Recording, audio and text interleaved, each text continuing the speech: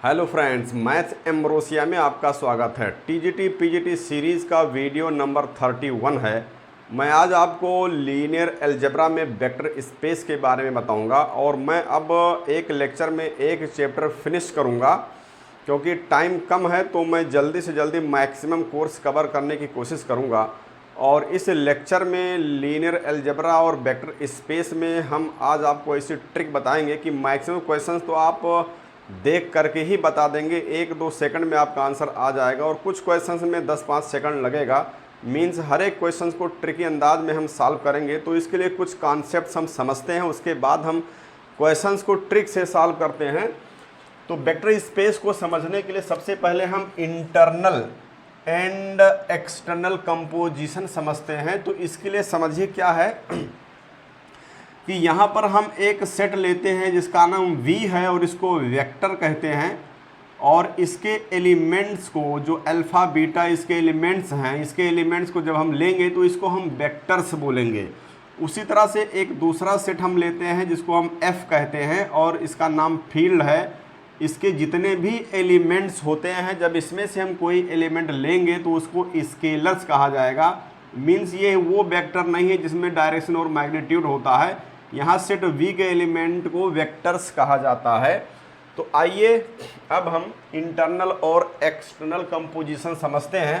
तो सबसे पहले हम लेते हैं दो element alpha beta belongs to V, तो ये यहाँ पर वेक्टर्स माना जाएगा। और ये alpha beta belongs to B है और एक ऑपरेशन स्टार है। अगर हम इन दोनों अल्फा बीटा के बीच में कोई ऑपरेशन स्टार लगा दें और जो रिजल्ट आए वो भी अगर V में बिलोंग करता है तो हम ये कहते हैं कि यहाँ पर ये इंटरनल कंपोजिशन ऑन V है। मीन्स ऐसा कंपोजिशन दो जो वेक्टर्स पर लगता है। अल्फा बीटा V के एलिमेंट हैं और हमने एक कंपोजिशन लगाया और जो कुछ भी आया वो V में अगर बिलोंग करता है तो यहाँ पर हम इसको इंटरनल कंपोजिशन ऑन V कहते हैं। और सेकंड है यहाँ पर कि अल्फा जो है वेक्टर है और यहाँ पर A जो है ये स्केलर है, तो A star alpha belong to V होना चाहिए। मीन्स ये स्टार, इस स्टार को हम external composition on V over F बोलेंगे, क्योंकि यहाँ पर एक एलिमेंट वेक्टर का है और एक एलिमेंट जो है फील्ड का है। तो जब एक एलिमेंट वेक्टर का होता है, एक एलिमेंट फील्ड का होता है, मीन्स दूसरे सेट का होता है, कोई कंपोजिशन लगाते हैं तब हम उसको external composition on V over F कहते हैं। और दोनों ही एलिमेंट वेक्टर्स के ही हैं तब कंपोजिशन को इंटरनल कंपोजिशन कहते हैं। इतना समझने के बाद में अब हम समझते हैं वेक्टर स्पेस। पहले कॉन्सेप्ट को थोड़ा समझ लेते हैं, उसके बाद में हम ट्रिकी अंदाज में क्वेश्चंस को सॉल्व करेंगे। तो वेक्टर स्पेस और लीनियर स्पेस क्या होता है? Let F plus dot be a field a vector space V over F, that is VF is such that first second third यहाँ पर पॉइंट्स है। ये जो V ओवर F यानी BF अगर इन प्रॉपर्टीज को सेटिस्फाई करता है तभी जो है VF वेक्टर स्पेस होता है। तो क्या प्रॉपर्टी है इसको समझिए। V प्लस यहाँ पर क्या है कि V plus is an abelian group under internal composition. Means यहाँ पर ये जो प्लस है ये इंटरनल कंपोजिशन होगा। मीन्स अल्फा बीटा दो एलिमेंट्स हम V का ही लेंगे, उस पर कंपोजिशन लगाएंगे तो ये अबेलियन ग्रुप होना चाहिए। अबेलियन ग्रुप हम ग्रुप थ्योरी में बता चुके हैं, पिछले लेक्चर्स में आप पढ़ लीजिए। तो यहाँ पर B plus is abelian group होना चाहिए। V is closed under external composition dot, that is external composition की बात कर रहे हैं तो अल्फा बिलोंग टू V है और A बिलोंग टू F है, तो यहाँ पर A dot alpha belong to B होना चाहिए। तो इसको कहते हैं कि ये जो V है एक्सटर्नल कंपोजिशन के अंडर में क्लोज्ड है। थर्ड है both the compositions means internal and external must satisfy the following properties. ABCD 4 property है। A dot alpha plus beta equal A dot alpha plus A dot beta for each alpha beta belongs to V, A belongs to F होना चाहिए। यहाँ पर देखिए alpha plus beta, यहाँ पर alpha और beta, ये यहाँ पर इसको वेक्टर एडिशन कहा गया है। यहाँ पर ये जो प्लस है ये वेक्टर एडिशन है और डॉट जो है स्केलर मल्टीप्लिकेशन है। मीन्स अल्फा बीटा में यहाँ पर एडिशन ही होगा और अल्फा और बीटा में मल्टीप्लिकेशन कहीं पर भी अगर दिखेगा तो वो वेक्टर स्पेस नहीं होगा। यहाँ पर अल्फा और बीटा में एडिशन ही दिखेगा और यहाँ पर जो स्केलर है उसमें डॉट दिखेगा तो ये स्केलर मल्टीप्लिकेशन बोलते हैं, इसको वेक्टर एडिशन बोलते हैं। तो यहाँ पर a plus B dot alpha क्या है, a dot alpha plus b dot alpha हो जाएगा, और A B dot alpha a बाहर हो जाएगा, b डॉट अल्फ़ा और 1 dot alpha is equal to alpha होगा। 1 फील्ड का एलिमेंट है यहाँ पर, और अल्फ़ा बीटा वेक्टर के एलिमेंट हैं, v के एलिमेंट है, a b यहाँ पर f का एलिमेंट है। तो यहाँ पर जो है b प्लस अबेलियन होना चाहिए, v क्लोज्ड होना चाहिए, और दोनों कंपोजिशन प्लस और डॉट इन 4 प्रॉपर्टीज़ को सेटिस्फाई करना चाहिए, तभी यह वेक्टर स्पेस होता है। यहाँ पर vector space v over f का मीनिंग हुआ vf, और v ओवर f का मतलब ये हुआ कि ये जो v होता है f के ऊपर होता है, मीन्स v जो है f को पूरी तरह से ढक लेता है। तो यहाँ पर ध्यान ये रखना कि ये v जो है इस f से बड़ा होगा या फिर इसके बराबर होगा, तभी ये वेक्टर स्पेस होगा। v जो है f से बड़ा होगा या f के बराबर होगा, तभी ये वेक्टर स्पेस होगा। अगर v छोटा है तो वेक्टर स्पेस नहीं होगा। इस बात को आपको ध्यान रखना है। v ओवर f में b f को पूरी तरह से ढकेगा, मीन्स b f से हमेशा बड़ा होता तभी वो वेक्टर स्पेस होता, अगर छोटा होगा तो वेक्टर स्पेस नहीं होगा। सो स्टूडेंट्स, अब आइए समझते हैं फील्ड क्या है। तो फील्ड का डेफिनेशन देख लीजिए पहले। Let f be a non empty set with 2 binary operations plus and dot respectively, then the algebraic structure f plus dot is called field if the following properties are satisfied. पहली property है closure, फिर associative, फिर identity, फिर inverse, फिर commutative. Means यहाँ पर F plus और F dot दोनों अबेलियन ग्रुप होना चाहिए। F plus is abelian group and F dot, चूँकि यहाँ पर 0 का इन्वर्स एग्जिस्ट नहीं करता है तो f में से 0 को हटा देते हैं, तो f माइनस 0 डॉट इसको जो है अबेलियन होना चाहिए। साथ ही साथ लेफ्ट डिस्ट्रीब्यूटिव प्रॉपर्टी और राइट डिस्ट्रीब्यूटिव प्रॉपर्टी होल्ड करना चाहिए। मीन्स f प्लस अबेलियन होना चाहिए, f डॉट अबेलियन होना चाहिए 0 को यहाँ से निकाल देने के बाद, और डिस्ट्रीब्यूटिव प्रॉपर्टी होल्ड करनी चाहिए इन दोनों ऑपरेशंस पर। तो हम f प्लस डॉट को फील्ड कहते हैं। अब यहाँ पर एक नोट यहाँ पर ये याद रखिए कि any field forms a vector space over itself, means f कहीं पर भी है तो ये एक वेक्टर स्पेस होता है अगर फील्ड है। Any field is vector space over it's सब फील्ड, अगर कोई f सब फील्ड है तो f जो है उस पर भी, मीन्स यहाँ पर अगर f का कोई सब फील्ड हो जाए, अगर f का कोई सब फील्ड हो जाए तो यहाँ पर f उस पर भी जो है एक वेक्टर स्पेस होता है, और R जैसे एक फील्ड होता है ये, तो R भी एक वेक्टर स्पेस होता है। सो अब हम बताते हैं ट्रिक ऑफ फील्ड, कैसे हम पहचानेंगे कि कोई फील्ड है कि नहीं है और कोई स्ट्रक्चर वेक्टर स्पेस है कि नहीं है। तो सबसे पहले बात हम नेचुरल नंबर की करते हैं, n की करते हैं। तो हम जानते हैं कि n में 0 नहीं होता है, और n में 0 नहीं है तो ये जो है एडिशन के लिए आपका अबेलियन ग्रुप नहीं बन पाएगा। तो यहाँ पर ये फील्ड नहीं है। W में देखिए निगेटिव नंबर्स नहीं होते हैं, W में निगेटिव नंबर्स नहीं होते हैं, इसलिए ये भी फील्ड नहीं है। और Z में P/Q टाइप के नंबर्स नहीं होते हैं, इसलिए ये भी फील्ड नहीं है। तो ये बात याद रखिए कि set of natural number, set of whole number और सेट ऑफ इंटीजर्स, ये जो है नवाज से याद रखिए, नवाज से, कि ये जो है ये फील्ड नहीं है, नॉट फील्ड, ये फील्ड नहीं होते हैं। इस बात को याद रखिए, NWZ नवाज ये फील्ड नहीं होते हैं। और QRC set of rational number, set of real number, set of complex number, ये जो है तीनों फील्ड होते हैं, ये तीनों फील्ड होते हैं। तो यहाँ पर ये तीनों फील्ड होते हैं। तो ये आपको मालूम हो गया कि NWZ फील्ड नहीं होता है और QRC फील्ड होता है, नवाज फील्ड नहीं होता है। अब आप यहाँ ये समझिए कि CN not a vector space, CWCZ, यहाँ पर NWZ फील्ड नहीं है।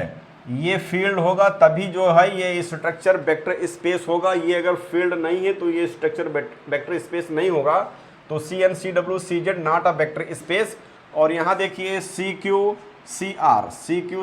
और CC ये वेक्टर स्पेस है, R भी वेक्टर स्पेस है और Q भी वेक्टर स्पेस है। NN वेक्टर स्पेस नहीं है, W वेक्टर स्पेस नहीं है, Z वेक्टर स्पेस नहीं है। और वेक्टर स्पेस तभी होगा जब ये वाला चीज़ इससे बड़ा होगा या बराबर होगा। मीन्स ये वाला, यहाँ पर देखिए ये जो C है, ये C इससे बड़ा होना चाहिए, ये C बड़ा होना चाहिए इससे। या इसके बराबर होना चाहिए, तभी ये वेक्टर स्पेस होता है। मीन्स ये अंदर वाला ये जो फील्ड है ये छोटा या बराबर होना चाहिए इससे, तभी ये वेक्टर स्पेस होता है। सो लर्नर्स, अब आइए समझते हैं सब स्पेस क्या होता है। तो यहाँ पर W एक सबसेट है V का, W subset V over F, यहाँ पर VF एक वेक्टर स्पेस है और ये W इसका सबसेट है, इज कॉल्ड सब space if WF is a vector space. Means यहाँ पर V एक वेक्टर है, V एक यहाँ पर सेट लिया गया है, VF वेक्टर स्पेस है, तो ये जो W है सबसेट होना चाहिए, तो V के अंदर होना चाहिए, V के अंदर होना चाहिए, तो V के अंदर हमने W को बना दिया। अब ये W को भी वेक्टर स्पेस होना चाहिए, तो फील्ड को ये ढकना चाहिए, मीन्स फील्ड से बड़ा होना चाहिए, तो फील्ड इसके अंदर आ गया, तो यहाँ पर W जो है एक सब स्पेस हो जाएगा अगर ये वेक्टर स्पेस की सारी प्रॉपर्टी को होल्ड करता है। तो सारी प्रॉपर्टी को होल्ड कराना कठिन है और इसलिए necessary and sufficient condition to be a subspace अगर हमको चेक करना है तो इस रूल को हम फॉलो करते हैं। क्या करते हैं कि दो एलिमेंट ले लेते हैं W का, alpha beta belongs to W, and दो एलिमेंट लेते हैं फील्ड का, alpha A B belongs to F। तो क्या होना चाहिए, होना ये चाहिए कि this implies A alpha plus B beta belongs to W होना चाहिए। Means for is alpha beta belongs to W, A B belongs to F, this implies A alpha plus B beta belongs to W। तो ये जो W होता है ये एक सब स्पेस हो जाता है। अगर यहाँ पर माइनस भी लगा हुआ है तो भी चलेगा, या फिर alpha plus beta belong to W होना चाहिए, A dot alpha belongs to W होना चाहिए। अगर यहाँ माइनस लगा तो भी चलेगा, अगर ऐसा है तो W सब स्पेस हो जाता है। तो इसको हम याद रखेंगे, तो इससे सब स्पेस हम प्रूव कर देंगे या फिर इससे सब स्पेस प्रूव कर देंगे, क्योंकि यहाँ पर वेक्टर एडिशन और स्केलर मल्टीप्लिकेशन होना चाहिए। वेक्टर एडिशन है, ये स्केलर मल्टीप्लिकेशन है। अब यहाँ पर दो पॉइंट नोटेड पॉइंट है कि नंबर 1 यहाँ पर ये है कि इंटरसेक्शन ऑफ टू सब spaces means W1 intersection W2 is also a सब स्पेस। ये इसमें कोई कंडीशन नहीं, ये जो है सब स्पेस होता ही होता है। एंड पॉइंट नंबर 2 है यूनियन ऑफ टू सब स्पेसेज इज अ सब space if and only if one is contained in the other. Means यहाँ पर ये कह रहा है कि W1 यूनियन W2 इज सब स्पेस, ये सब स्पेस तभी होगा, this implies and is implied by कि W1 सबसेट होना चाहिए W2 का और W2 सबसेट होना चाहिए W1 का। मीन्स यूनियन तभी जो है सब स्पेस होगा if one is contained in the other, और इंटरसेक्शन हमेशा सब स्पेस होता है। तो सब स्पेस चेक करना है तो हम A alpha plus B beta belong to W होना चाहिए, इसको याद रखेंगे। मैं इस समय उतना ही पढ़ा रहा हूँ जितना यूपी TGT और यूपी PGT के सिलेबस में है, और ये chapter vector space UP PGT के सिलेबस में है। तो यहाँ पर सिलेबस में ये डायरेक्ट सम है, तो पहले हम कॉन्सेप्ट को देखेंगे। जब हम कॉन्सेप्ट को देख लेंगे तभी हम क्वेश्चंस को बाय हार्ट समझ पाएंगे और क्विकली आंसर कर पाएंगे। तो देखिए डायरेक्ट सम क्या होता है। आप vector space V is said to be the direct sum of its two subspaces W1 and W2 if for each V belong to B can be uniquely expressed as V is equal to W1 plus W2 where W1 belongs to capital W1, W2 belongs to capital W2 denoted by V is equal to V1 direct sum V2। ये plus बनाकर circle बनाते हैं तो इसको direct sum पढ़ते हैं। यहाँ पर ध्यान ये रखना है कि इस V का एक एलिमेंट है V, और अगर इस एक एलिमेंट को यूनिकली एक्सप्रेस कर सकते हैं W1 प्लस W2 में, जहाँ पर W1 W2 इस सब स्पेसेस के एलिमेंट्स है, तो हम इसको डायरेक्ट सम कहते हैं। और अगर हम यूनिकली एक्सप्रेस नहीं कर सकते हैं, इसको यूनिकली हम इस तरह से एक्सप्रेस नहीं कर सकते हैं, तो उसको सिंपली हम लीनियर सम कहते हैं। Linear sum means V is equal to W1 plus W2। और ये भी ध्यान रखिए कि जो लीनियर सम होता है ये यूनियन W1 यूनियन W2 का सबसेट होता है, तो this is subset or equal to W1 plus W2। साथ ही साथ नोट में ये भी याद रखिए कि W1 plus W2 is a subspace generated by W1 union W2 and therefore triangle bracket W1 union W2 is equal to होता है W1 प्लस W2 के। और यहाँ पर डायरेक्ट सम और लीनियर सम में डिफरेंस देखिए कि ये जो डायरेक्ट सम है ये डायरेक्ट सम इम्प्लाइज करेगा लीनियर सम और साथ ही साथ W1 intersection W2 is equal to 0 vector आना चाहिए। मीन्स यहाँ पर जो टपल होना चाहिए वो 0 0 0 होना चाहिए, इसको 0 वेक्टर कहते हैं। Means W1 and W2 are disjoint, तो लीनियर सम है और W1 W2 डिसजॉइंट है, मीन्स इसका इंटरसेक्शन 0 वेक्टर है, तो ये इम्प्लाइज करेगा डायरेक्ट सम के। अब इसको एक एग्जांपल से समझते हैं। यहाँ पर हमने एक एग्जांपल लिया है W1 W2, दो सब स्पेसेज हैं, ए बी 0 है और यहाँ 0 0 C है। इसका इंटरसेक्शन निकालेंगे तो यहाँ से 0 इंटरसेक्शन हो गया, यहाँ से भी 0 इंटरसेक्शन, यहाँ से भी 0 इंटरसेक्शन, तो ये 0 वेक्टर आ गया। 0 वेक्टर जब ये आ गया तो अब हम ये देख रहे हैं कि कोई भी वेक्टर ए बी सी जो V3R में बिलोंग करता है, इसको हम लिख सकते हैं A B 0 plus 0 0 C। Means इस ए बी सी को सिर्फ एक ही तरीके से इस तरह से लिख सकते हैं और इसलिए V is equal to W1 plus W2 हो जाएगा। लेकिन लीनियर सम में देखिए यहाँ पर एग्जांपल लीनियर सम में क्या हो रहा है कि W1 हमने ए बी 0 ले लिया है, A B belongs to R है, W2 में ए 0 C ले लिया है, ए सी बिलोंग टू R है। अब जब हम इसका इंटरसेक्शन निकालेंगे तो यहाँ A है, यहाँ A है तो एक एलिमेंट आएगा, यहाँ B है, यहाँ 0 है तो 0 हो जाएगा, यहाँ C है, यहाँ 0 है, यहाँ C है तो ये 0 हो जाएगा। तो यहाँ एक वेरिएबल A आ गया, इसलिए 0 वेक्टर के इक्वल नहीं है।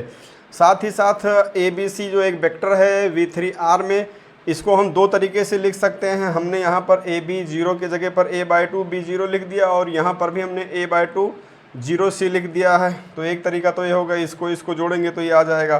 दूसरा तरीका ये है कि हमने यहाँ A/4 कर दिया है और यहाँ पर 3A/4 कर दिया, बाकी सेम है, तो इसको जोड़ेंगे तो भी ये ए बी सी के इक्वल आएगा। तो इस तरह से ए बी सी को यहाँ पर दो तरीके से लिखा गया, तो ये यूनिक नहीं है, लेकिन यहाँ पर ए बी सी को सिर्फ एक ही तरीके से लिख सकते हैं, तो ये यूनिक है। और यहाँ पर इंटरसेक्शन 0 वेक्टर है, इसलिए यहाँ पर ये जो फंडा है, यहाँ पर ये जो कॉन्सेप्ट है, एग्जाम्पल ही ये डायरेक्ट सम का है और ये लीनियर सम का है। तो ये जो डायरेक्ट सम होता है दो बातों को बताता है कि लीनियर सम और इंटरसेक्शन 0, और अगर लीनियर सम इंटरसेक्शन 0 है तभी ये डायरेक्ट सम होता है। और लीनियर सम जो होता है ये एक सब स्पेस होता है, इस बात को ध्यान रखना है। तो कैंडिडेट्स अब हम चेक करेंगे कि कोई भी सब स्पेस एक्चुअल में सब स्पेस है कि नहीं है। इसके लिए कुछ शॉर्टकट है, इसको हम माइंड में रखेंगे तो हम क्वेश्चन को देखते ही बता देंगे कि ये सब स्पेस है कि नहीं है। तो यहाँ पर दो पॉइंट है, पहला पॉइंट है बेस्ड ऑन टपल्स और दूसरा पॉइंट है बेस्ड ऑन मैट्रिसेस। दोनों में हम देख लेते हैं क्योंकि इसी पर क्वेश्चन आते हैं। तो यहाँ पर W is equal to x Y z belong to R is a subspace over a field R, that is WR यहाँ पर सब स्पेस है और हमको चेक करना है कि सब स्पेस ये होगा कि नहीं होगा। तो इसके लिए कंडीशन है नंबर 1 में, अगर कहीं पर भी यहाँ पर जो कंडीशन दे रखा है x Y Z belongs to R और इसमें कुछ कंडीशन लगा दे, जैसे x greater than or equal to 0 लगा दे, x greater than 0, x less than equal to 0, इस तरह कंडीशन लगा दे, x not equal to 0, x upon y is equal to 0, x y is equal to 0, means variable का division है, variable का product है, या कहीं पर भी वेरिएबल्स में कोई कांस्टेंट अगर जुड़ा हुआ है, ये कंडीशन अगर यहाँ पर दिख रहा है तो समझ लीजिए कि ये एक सब स्पेस नहीं होता है, नॉट अ सब स्पेस। लेकिन अगर x is equal to 0, y is equal to 0, z is equal to 0 है, या x y is equal to 0 है, या x y z तीनों इज इक्वल टू 0 है, तो इस तरह का कंडीशन अगर यहाँ पर दिख रहा है तो समझ लीजिए कि ये सब स्पेस होता है। और तीसरा है अगर इवन फंक्शन है, कहीं पर भी फंक्शन में लिखा हुआ है F of minus X is equal to F X लिखा हुआ है, या F of minus X is equal to minus F X लिखा हुआ है, मीन्स अगर इवन फंक्शन है, ऑड फंक्शन है, तो ये भी सब स्पेस होता है। ये 3 पॉइंट यहाँ पर है, इसको याद रखना है। और बेस्ड ऑन मैट्रिसेस में देखिए set of all lower triangular matrix है, ऑल अपर ट्रायंगुलर मैट्रिसेस है, ऑल स्केलर मैट्रिसेस है, ऑल डायगोनल मैट्रिसेस है, ऑल सिमेट्रिक मैट्रिसेस है, ऑल स्क्यू सिमेट्रिक मैट्रिसेस है। कहीं पर भी अगर इस तरह का सेट दिख रहा है इस सब स्पेस में तो वो जो है सब स्पेस होगा, अगर ऐसा नहीं है तो वो सब स्पेस नहीं होता है। मीन्स मैट्रिक्स के केस में अगर सिंगुलर मैट्रिक्स है, means determinant is equal to 0 दिख रहा है, या आइडेम्पोटेंट मैट्रिक्स है, A square equal to A दिख रहा है, या फिर इन्वोल्यूटरी मैट्रिक्स है, A square equal to I दिख रहा है, तो ये सब स्पेस नहीं होता है। तो W में ये तो दिया ही रहता है और ये भी दिया रहता है, साथ ही साथ कुछ कंडीशंस भी दिए रहते हैं। तो कंडीशन अगर आपको ये माइंड में है तो आप तुरंत बता सकते हैं कि वो सब स्पेस है कि नहीं है। सो स्टूडेंट्स अब आइए देखते हैं लीनियर कॉम्बिनेशन क्या होता है। Linear combination of vector V belong to VF can be expressed as V is equal to A1 V1 plus A2 V2 plus and so on N Vn where Vi belongs to V and Ai belongs to F। तो इस तरह से हम इस चीज़ को कहते हैं कि जो है ये वेक्टर v जो है लीनियर कॉम्बिनेशन से of vectors v1 v2 and vn। तो यहाँ पर अब ये नोटेड पॉइंट ये है कि जीरो वेक्टर जो होता है, vector zero is always a linear combination of any finite number of vectors. Since zero को हम इस तरह से लिख सकते हैं, यहाँ पर ये वेक्टर जीरो और ये सब स्केलर जीरो है, फील्ड का एलिमेंट है, तो इस तरह से हम लिख सकते हैं जीरो के इक्वल आएगा ही आएगा। तो इसलिए जीरो वेक्टर जो होता है this is always linear combination of any finite number of vectors. इसके बाद में क्या है, लीनियर स्पान क्या होता है। एक वेक्टर अलजेब्रा में, वेक्टर स्पेस में लीनियर स्पान और बेसिस भी एक चीज़ होती है, तो आप इसको समझिए लीनियर स्पान क्या है। यहाँ पर S जो है v1 v2 vn ये वेक्टर्स का एक सेट है जो कि v के सबसेट है।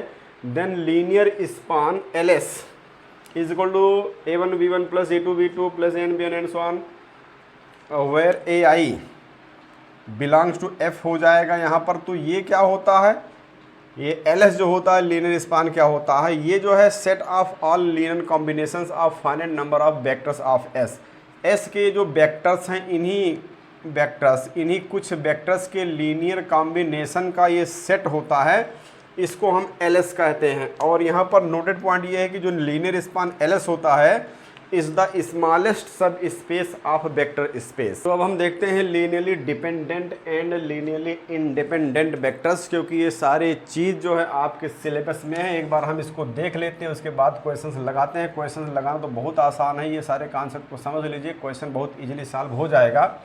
तो देखिए let a1 a2 an belongs to f है, v1 v2 vn belongs to v यहाँ पर है, and a1 v1 plus a2 v2 plus and so on n vn is equal to 0 है। ये जो आपका स्केलर्स हो गए, ये वेक्टर्स हो गया, इसके प्रोडक्ट का सम इज इक्वल टू 0 है। अब यहाँ पर इफ़ ऑल ai's, यहाँ पर a1 a2 a3 an अगर ये सब 0 के बराबर है, all ai's are 0, then vi यानी यहाँ पर जो वेक्टर्स है v1 v2 vn इसको कहते हैं लीनियरली इंडिपेंडेंट। और अगर ये सभी 0 के बराबर नहीं हैं, if all ai's are not 0, then vi जितने भी होते हैं b1 b2 b3 जो वेक्टर्स होते हैं इसको हम कहते हैं लीनियरली डिपेंडेंट। अब यहाँ पर रिमार्क्स है, पॉइंट नंबर 1 ये है कि a set containing only the zero vector. अगर किसी सेट में सिर्फ 0 वेक्टर है तो ये जो 0 वेक्टर होता है ये क्या होता है, ये लीनियरली डिपेंडेंट होता है, क्योंकि समथिंग इनटू 0 तो हमेशा 0 आ ही जाएगा, क्योंकि यहाँ पर ये a चाहे 0 हो चाहे ना हो, 0 ये है इसलिए ये हमेशा 0 आ जाएगा। तो अगर a 0 के इक्वल नहीं है तो भी ये 0 आएगा, और जब ये 0 के इक्वल नहीं होता है तो लीनियरली डिपेंडेंट होता है। तो 0 vector is always linearly dependent. Point 2 है a set containing only non zero vector. अगर किसी सेट में नॉन जीरो वेक्टर है, जैसे यहाँ पर हमने एक सेट लिया है v नॉन जीरो है, तो ये लीनियरली इंडिपेंडेंट होता है, क्योंकि a इंटू वी करेंगे तो यहाँ पर ये तो नॉन जीरो है, ये तो नॉन जीरो है, तो इसका मतलब ये हुआ कि a 0 होना चाहिए, तभी दोनों का प्रोडक्ट 0 आना चाहिए, क्योंकि यहाँ पर linear combination is equal to 0 होना चाहिए। उसके बाद में ये कांस्टेंट क्या है, इसी पर डिपेंड करता है लीनियरली इंडिपेंडेंसी एंड डिपेंडेंसी। तो यहाँ पर a इक्वल टू 0 आ गया, और जब a इक्वल टू 0 होता है, ऑल ai 0 होता है, तो ये होता है लीनियरली इंडिपेंडेंट। तो इस तरह से नॉन जीरो वेक्टर अगर है तो ये होता है लीनियरली इंडिपेंडेंट। तीसरा पॉइंट ये है कि if 2 vectors are linearly dependent then one of them is scalar multiple of other. यहाँ पर a1 v1 plus a2 v2 is equal to 0 है। अब यहाँ पर a1 a2 में सब 0 नहीं है, क्योंकि लीनियरली डिपेंडेंट है, ये लीनियरली डिपेंडेंट है, तो ये सब 0 नहीं होगा। और अगर ये सब 0 नहीं है तो इसको ऐसे लिख सकते हैं, और यहाँ से b1 is equal to lambda v2 निकल करके आ गया। और अगर v1 is equal to lambda v2 इसका मतलब एक जो वेक्टर है दूसरे पर डिपेंड कर रहा, तो यहाँ पर v1 v2 दोनों वेक्टर्स लीनियरली डिपेंडेंट हैं। कुछ पॉइंट्स और है लीनियरली डिपेंडेंट एंड इंडिपेंडेंट पर। पॉइंट नंबर 4 है, set which contains the zero vector और null vector is linearly dependent. इजी v0 है या v1 v2 0 है तो r लीनियरली डिपेंडेंट। क्यों?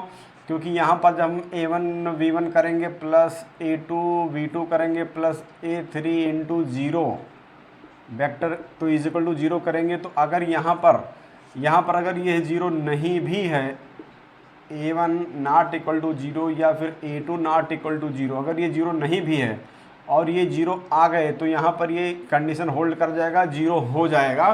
तो यहाँ पर इस केस में A1 A2 0 हो भी सकता है और नहीं भी हो सकता है, क्योंकि यहाँ पर ये तो 0 नहीं है तब भी इसका प्रोडक्ट 0 दे देगा रिजल्ट।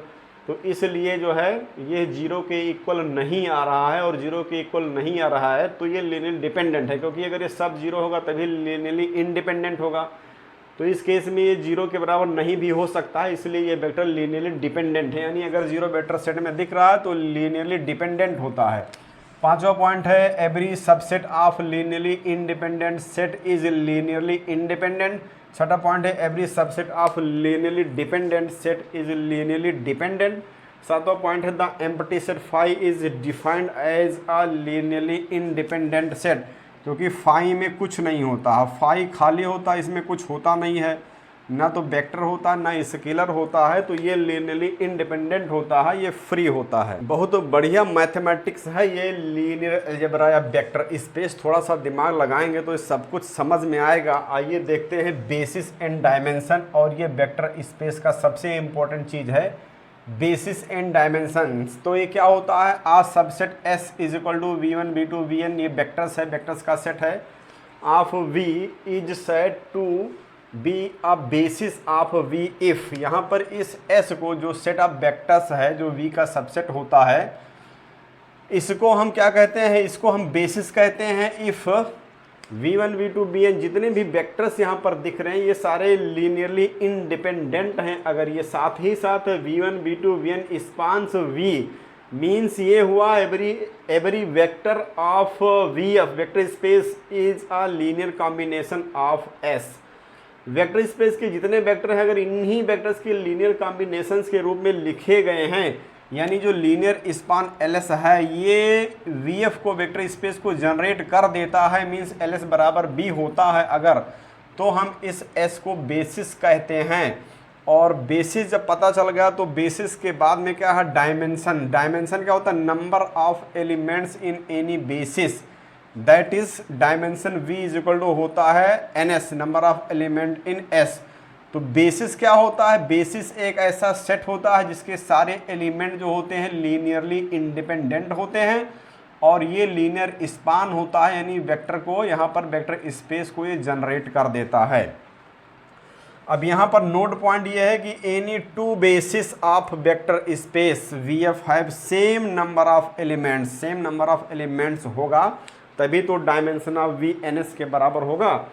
नोटेड पॉइंट यहाँ पर एक दो पॉइंट और नोटेड है। पॉइंट नंबर 1 ये है कि the set E1 E2 that is 1 0 0 1, ये 2 टपल की बात हो रही है, R2 की बात हो रही है, इज अ स्पानिंग सेट और generating set for R2, means ये जो आपका है 1 0 0 1 ये एक बेसिस है और ये R2 को जनरेट कर सकता है, इसके सारे एलिमेंट को जनरेट कर सकता है, because is vector XY belongs to this can be express as a linear combination of E1 E2 that is XY is equal to हो जाएगा, यहाँ पर ये लीनियर कॉम्बिनेशन है ऑफ 1 0 एंड 0 1 का XY यहाँ पर हो जाएगा E1X प्लस E2Y आएगा। और सेकंड पॉइंट ये कि the set E1 E2 E3 1 0 0 0 1 0 0 0 1 is spanning set और generating set for R3, means ये चीज़ जो है ये एक बेसिस है जो इसको जनरेट कर सकता है। तो हम स्टैंडर्ड बेसिस एंड डायमेंशन देखते हैं, इन सब चीज़ों को माइंड में रखना होगा तभी जो है पता चलेगा कि कोई ट्रांसफॉर्मेशन लीनियर ट्रांसफॉर्मेशन है कि नहीं है, वेक्टर स्पेस है कि नहीं है।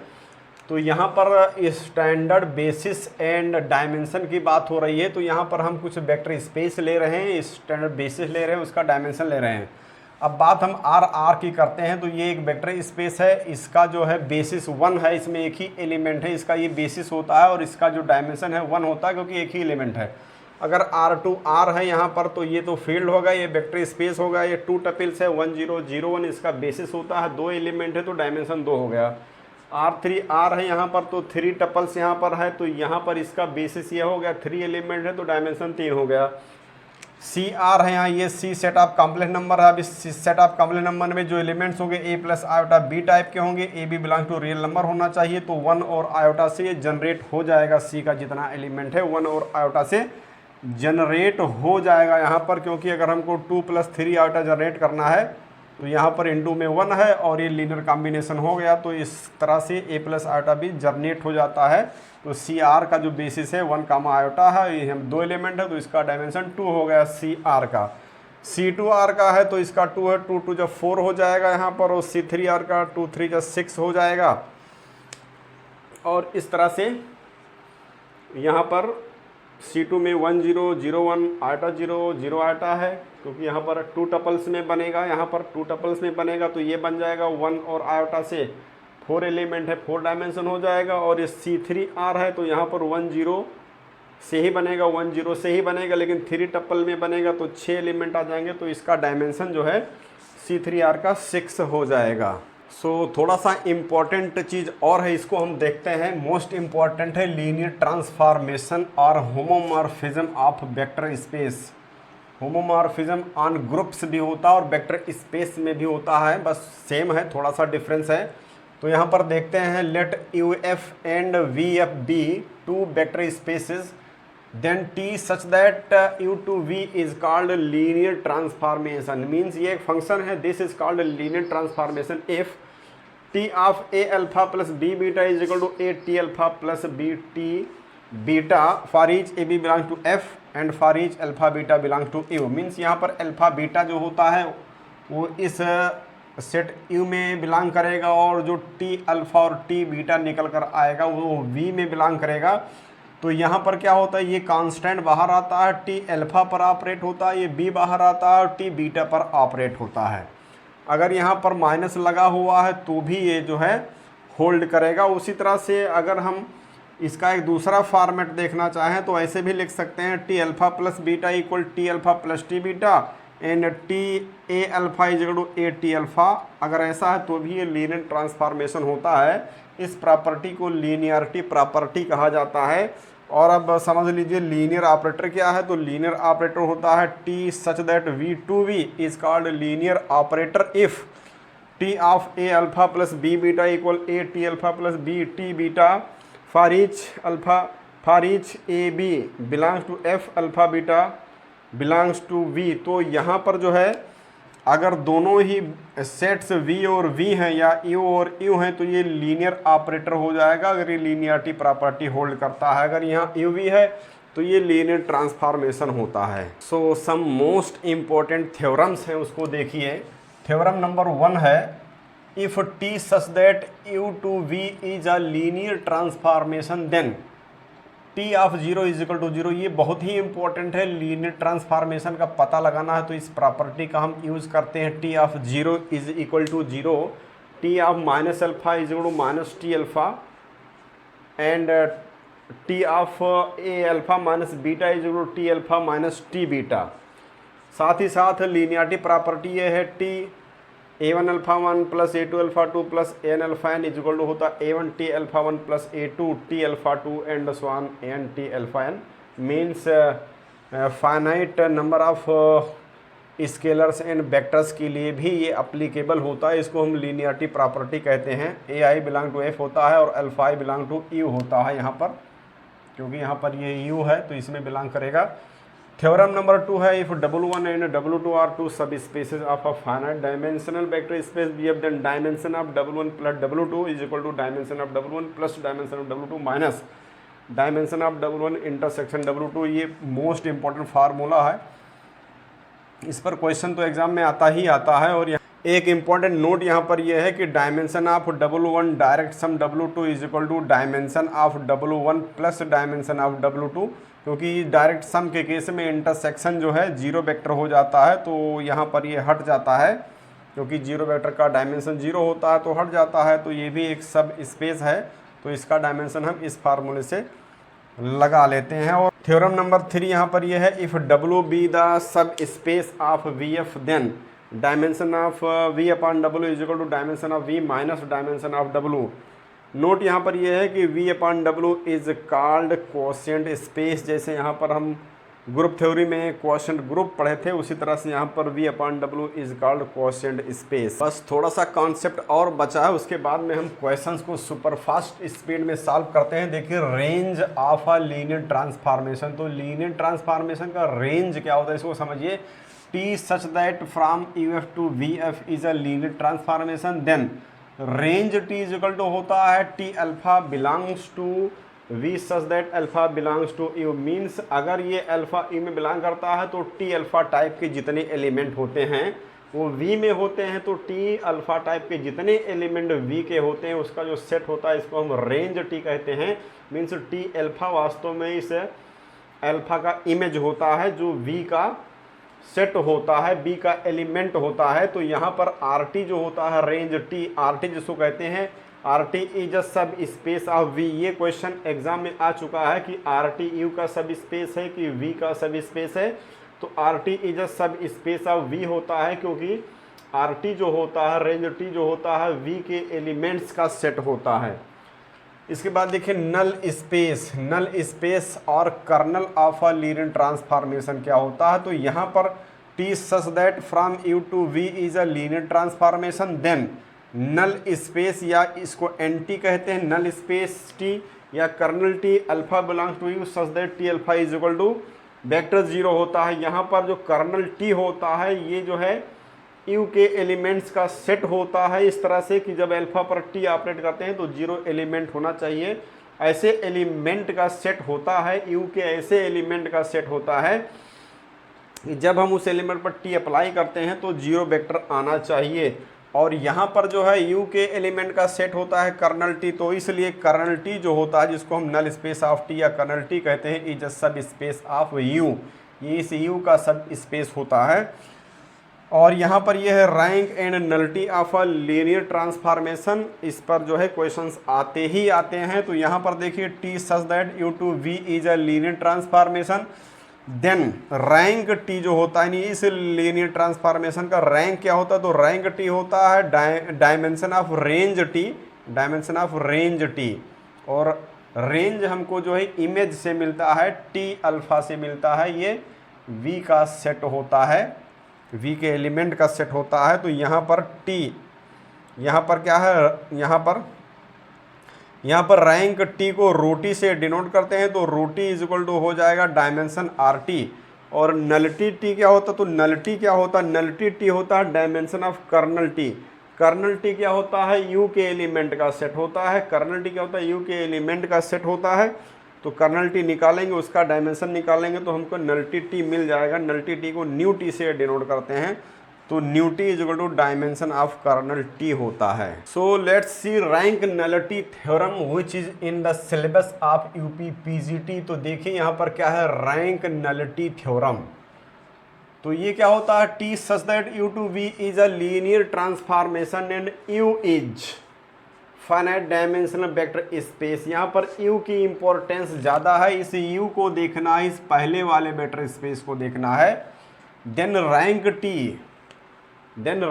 T plus nullity T is equal to dimension u, यहाँ पर देखना, इसी को हम रैंक नलिटी थ्योरम कहते हैं। Rank T plus nullity T is equal to होता है डायमेंशन u। यहाँ पर दो पॉइंट्स नोटेड है, let W1 and W2 are two subspaces of vector space BF, then dimension of W1 less than equal to dimension of W1 plus W2। Similarly ऐसा भी हो सकता है, dimension of W2 less than equal to dimension of W1 plus dimension of W2। और दूसरा point ये है कि dimension of W1 plus W2 less than equal to dimension of V। Means दोनों के सम का डायमेंशन या तो इस v के इक्वल होगा, ज़्यादातर इक्वल ही होता है, या फिर लेस देन ही होगा। और इंडिविजुअल का जो डायमेंशन है वो भी less than equal to sum के डायमेंशन के होता है। So let's see invertible linear transformation. Invertible linear transformation क्या होता है, linear transformation T such that U to V is said to be invertible linear transformation if T is 1/1 and inverse of t is denoted by t inverse defined as t inverse such that v2 u such that t inverse beta is equal to alpha हो जाएगा, if and only if T alpha is equal to beta हो जाएगा, for each alpha belong to U beta belongs to V हो जाएगा। तो simple सी बात है, जैसे इन्वर्टिबल फंक्शन होता है उसी तरह से इन्वर्टिबल लीनियर ट्रांसफॉर्मेशन, इस पर भी क्वेश्चन आता है। अब अगर कोई जो है ट्रांसफॉर्मेशन लीनियर ट्रांसफॉर्मेशन है कि नहीं इसका पता हमको लगाना है, और एग्जाम में पूछता है कि ये लीनियर ट्रांसफॉर्मेशन है कि नहीं, तो इसका एक शॉर्टकट होता है। इसको देखिए कैसे हम क्विकली पता लगा सकते हैं कि कोई ट्रांसफॉर्मेशन लीनियर है कि नहीं है। तो shortcut for not linear transformation देखिए, पहला है T such that R3 to R3T of x Y z is equal to mod x y minus z. यहाँ पर 3 टपल है, यहाँ पर भी 3 टपल है, तो ये 3 टपल रहेगा, इधर भी 3 टपल दिख रहा है। मॉड लगा हुआ है, इंप्लाइज करेगा not a linear transformation, means कहीं पर भी अगर इमेज जो निकल करके आता है यहाँ पर मॉड लगा है, लीनियर ट्रांसफॉर्मेशन नहीं होगा। सेकंड में है T such that R3 to R2 है, यहाँ पर 3 टपल है और यहाँ पर R2 बाद वाले वेक्टर स्पेस में R2 2 टपल है, तो यहाँ पर 2 टपल में आया है यहाँ पर। लेकिन यहाँ पर ऐड किया गया है कांस्टेंट, अगर एडेड है या सबट्रैक्टेड है तो ये फिर लीनियर ट्रांसफॉर्मेशन नहीं होता है। यहाँ पर एक चीज़ और भी ध्यान रखिए और समझ लीजिए, क्योंकि यहाँ पर ये टी ऑफ जो लिखा हुआ है एक्स वाई जेड, यहाँ पर ये जो है एक्स वाई जेड एक वेक्टर है जो यहाँ पर इस R3 में बिलोंग कर रहा है, लेकिन इसका मीनिंग होगा कि T of x Y z यहाँ पर एक वेक्टर है, ये अल्फा है, ये इस अल्फा पर ये टी ऑपरेट होता है, तो यहाँ पर एक ही ब्रैकेट लगाया जाता है, लेकिन इसका मीनिंग जो है ये होता है, इनफैक्ट नोटेड है। यहाँ पर तीसरा पॉइंट है T such R2 to R2T x Y z x square y, यहाँ पर एक्स पर स्क्वायर लगा है, स्क्वायर लगा हुआ है, क्यूब लगा हुआ है, तो ये भी लीनियर ट्रांसफॉर्मेशन नहीं होता है। चौथा पॉइंट है T such that R2 to R है, T x Y z x y है, प्रोडक्ट ऑफ वेरिएबल्स है, तो भी ये लीनियर ट्रांसफॉर्मेशन नहीं होता है। पांचवा T such that R2 to R है, T x y to mod 2x minus 3y, पहले भी बता चुके कि मॉड अगर आ गया तो ये लीनियर ट्रांसफॉर्मेशन नहीं होता है। कभी कभी सब स्पेस में डायमेंशन का पता लगाना होता है, तो हम क्विकली कैसे पता लगाते हैं इसको समझिए, शॉर्टकट्स फॉर डायमेंशन। पहला पॉइंट ये है कि W जो है कि एक सब स्पेस है, ABC यहाँ पर दे रखा है, ABC बिलोंग टू R है, A plus B plus C is equal to 0 है, एक कंडीशन है ऑफ R3 R का यहाँ पर 3 टपल है। डायमेंशन W चाहिए तो हम क्या देखते हैं, हम सबसे पहले डायमेंशन W निकालने के लिए देखते हैं कि ये टपल्स कितना है, 3 है, और कंडीशन कितना दिया है। यहाँ पर एक कंडीशन दिया है तो 3 में से एक घटा देंगे, हमको 2 मिल जाएगा। दूसरा है W is equal to x Y z T, 4 tuples में यहाँ पर है, R4 R में है, यहाँ पर 2 कंडीशन दे रखा है, तो 4 में से 2 घटा देंगे, जितना टपल होता है उसमें से हम कंडीशन को घटा देते हैं, डायमेंशन W का यहाँ पर 2 मिल गया। 3 है W is equal to 0 x Y z है, x Y z belong to R है, ये 4 टपल का है, R4 R है, डायमेंशन W चाहिए, तो यहाँ पर डायमेंशन अगर निकालना है, कोई कंडीशन भी नहीं दिया है, तो इस टपल में number of non zero ordinates देखते हैं, number of non zero ordinates देखते हैं, नंबर ऑफ वेरिएबल्स देखते हैं टपल में कितने हैं, तो यहाँ से हमको डायमेंशन W मिल जाता है। यहाँ पर 3 है tuples, number of non zero ordinates 3 है, तो 3 हमारा इसका डायमेंशन हो जाएगा। और भी एग्जांपल आप देख सकते हैं, A सिर्फ दिख रहा है तो 1 डायमेंशन होगा, यहाँ A भी 2 दिख रहा है वेरिएबल तो 2 डायमेंशन होगा, नॉन जीरो 3 दिख रहा है तो 3 डायमेंशन इसका हो जाएगा। तो अब वेक्टर स्पेस का कॉन्सेप्ट जो है ख़त्म हो गया है। इन्हीं कॉन्सेप्ट्स पर वेक्टर स्पेस के किसी भी क्वेश्चन को बहुत क्विकली सॉल्व कर सकते हैं। तो अब हम कुछ इंपॉर्टेंट क्वेश्चन जो प्रीवियस ईयर्स में पूछे गए उसको सॉल्व करेंगे। सो कैंडिडेट्स, अब देखिए question number 1, which of the following is not a property of scalar multiplication in vector space. तो यहाँ पर देखिए vector addition and scalar multiplication 2 चीज़ वेक्टर स्पेस में होता है, तो स्केलर मल्टीप्लिकेशन कौन सा नहीं है। देखिए यहाँ पर ये वेक्टर एडिशन है और ये स्केलर मल्टीप्लिकेशन हो गया। यहाँ पर देखिए ये दोनों स्केलर हो गया, तो ये स्केलर मल्टीप्लिकेशन यहाँ पर हो गया। यहाँ पर देखिए यहाँ पर डॉट लगा हुआ है, यहाँ पर डॉट है, तो यहाँ पर ये स्केलर मल्टीप्लिकेशन हो गया। यहाँ पर देखिए ये जो है यहाँ पर 2 वेक्टर के बीच डॉट लगा है, तो जब भी 2 वेक्टर के बीच में डॉट लगता है तो ये वेक्टर स्पेस होता ही नहीं है। तो यहाँ पर डी ऑप्शन जो है ये not a property of scalar multiplication, D option हमारा करेक्ट ऑप्शन हो जाएगा। क्वेश्चन नंबर 2 है which of the following is not true. तो यहाँ पर देखिए कौन सा नॉट ट्रू है। C is a vector space over R, means C R है कि नहीं है। तो देखिए सी बड़ा होना चाहिए, इससे आर से तो बड़ा है, तो ये वेक्टर स्पेस है। R is a vector space over C, यहाँ पर कह रहा R is a vector space over C, तो ये बड़ा नहीं है, ये जो है बड़ा या बराबर होगा तभी वेक्टर स्पेस होगा, तो ये छोटा है इसलिए ये वेक्टर स्पेस नहीं है, ये वेक्टर स्पेस नहीं है। तो यहाँ पर ये तो करेक्ट लिखा हुआ है, यहाँ पर ये ए ऑप्शन तो करेक्ट लिखा हुआ है, ये तो वेक्टर स्पेस है ही है। इसमें पूछ रहा है व्हिच इज़ नॉट ट्रू, तो यहाँ पर ये जो बी ऑप्शन है ये नॉट ट्रू है। और यहाँ देखिए R is a vector space over Q, तो ये भी वेक्टर स्पेस होता है ओवर क्यू। और यहाँ पर C is a vector space over C, तो सी भी जो है ये भी वेक्टर स्पेस होता है यहाँ पर। तो ये सी ओवर सी भी वेक्टर स्पेस होता है। तो यहाँ पर जो है बी ऑप्शन हमारा करेक्ट ऑप्शन हो जाएगा।